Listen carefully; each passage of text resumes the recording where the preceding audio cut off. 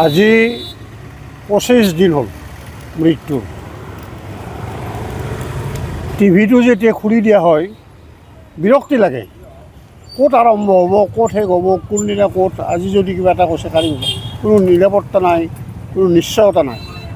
গতিকে ইয়াতে ৰাজনীতি সোমাই আছে বুলি ভাবিছোঁ। আৰু স্পষ্ট কথা, অসমৰ শিল্পীৰ প্ৰতি মৰম নাই।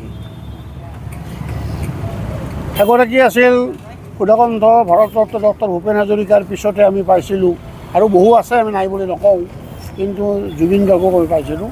আৰু সেইগৰাকীক হত্যা কৰা হ'ল ষড়যন্ত্ৰমূলকভাৱে। আৰু হত্যাৰ মূল মানুহ হ'ল আমাৰ শ্যামকান্ত মহন্ত আৰু সিদ্ধাৰ্থ শৰ্মা, এই দুজনে বুলি ক'ব লাগিব। বহুত আছে। এতিয়া আমাক এনেকুৱা পয়মাল লগাইছে যে সদায় যে নতুন নতুন মানুহ আহে, নতুন মানুহৰ সাক্ষ্য লয়। আজি CIDক দিয়ে, কালি CBIক দিম বুলি কয়, বিভিন্ন কথা। গতিকে কোনো ধৰণৰ নিৰাপত্তা নাই এইখন ৰাজ্যত। আমি সদায় সহ্য কৰিব নোৱাৰোঁ। ছাত্ৰ সন্থাই যি সিদ্ধান্ত লৈছে এই সিদ্ধান্তৰ ভাল পাইছোঁ। অৱস্থান ধৰ্মঘট আজি আৰম্ভ হ'ল, আজি আৰম্ভ হৈছে। আৰু ভাবোঁ এই জংগী আন্দোলন কৰিব লাগে। আজি সদৌ অসম ছাত্ৰ সন্থাৰ আহ্বান মৰ্মে সদৌ কামৰূপ জিলা ছাত্ৰ সন্থাই ৰঙিয়া আঞ্চলিক ছাত্ৰ সন্থাৰ সহযোগত প্ৰাণৰ শিল্পী জুবিন গাৰ্গৰ ন্যায় প্ৰদানৰ দাবীত আমি আজি এই বিক্ষোভ কাৰ্যসূচী ৰূপায়ণ কৰিছোঁ।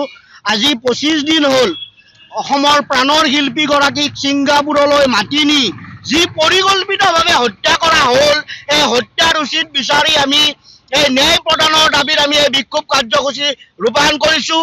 আৰু আমি সদৌ অসম ছাত্ৰ সন্থাই আমি ধাৰাবাহিকভাৱে কাৰ্যসূচী ৰূপায়ণ কৰিছোঁ প্ৰাণৰ শিল্পীগৰাকী ন্যায় নোপোৱা পৰ্যন্ত।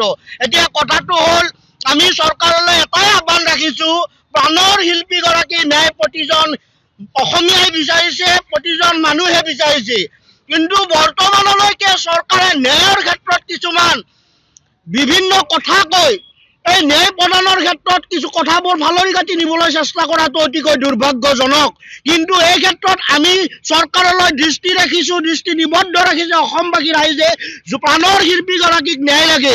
যিগৰাকী শিল্পীয়ে অসমৰ হিয়াৰ আমঠু আছিল, সেই শিল্পীগৰাকী নোহোৱা হৈ যোৱাৰ পিছত অসমৰ ৰাইজে কিন্তু শান্তিৰে শুব পৰা নাই, খাব পৰা নাই। কিন্তু অসম চৰকাৰে এই ন্যায়ৰ ক্ষেত্ৰত, ন্যায় প্ৰদানৰ ক্ষেত্ৰত বিভিন্ন কথা কৈ পিনে আমাৰ এই সংগ্ৰামখন বিচলিত কৰিব বিচৰাটো অতিকৈ দুৰ্ভাগ্যজনক। অসমীয়া ৰাইজে প্ৰাণৰ শিল্পীগৰাকী ন্যায় বিচাৰিছে, অসমীয়া ৰাইজে বিশেষ বিচৰা নাই। কিন্তু অতি শীঘ্ৰে ন্যায় প্ৰদান কৰিব লাগে। ন্যায় প্ৰদান নকৰা পৰ্যন্ত সদৌ অসম ছাত্ৰ সন্থা তথা অসমবাসী ৰাইজ কেতিয়াও শান্ত নহয়। জুবিন গাৰ্গৰ ন্যায় লাগিবই। স্পষ্ট কথা, জুবিন গাৰ্গৰ হেমাহিৰ ক্ষেত্ৰত যিসকলে পৰিকল্পিতভাৱে হত্যা কৰাৰ ক্ষেত্ৰত যিসকলে আগভাগ লৈছে, সেইসকলৰ ক্ষেত্ৰত কঠোৰতকৈ কঠোৰতম শাস্তি দিব লাগিব। তদন্ত পানী নসৰকা বিধৰ হ'ব লাগিব। ছিংগাপুৰত থকা প্ৰৱাসী অসমীয়াসকলক অতি শীঘ্ৰে গ্ৰেপ্তাৰ কৰিব লাগে। অসম চৰকাৰে ছিংগাপুৰত থকা অসমীয়া প্ৰৱাসীসকলক গ্ৰেপ্তাৰ কৰি জুবিন গাৰ্গৰ ন্যায়ৰ ক্ষেত্ৰত অতি শীঘ্ৰে ব্যৱস্থা ল'ব লাগে।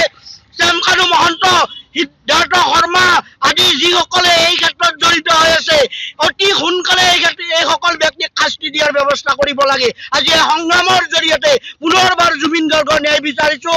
সংগ্ৰাম দীঘলীয়া হ'ব, সংগ্ৰামৰ অন্ত নহ'ব জুবিন গাৰ্গ ন্যায় নোপোৱা পৰ্যন্ত।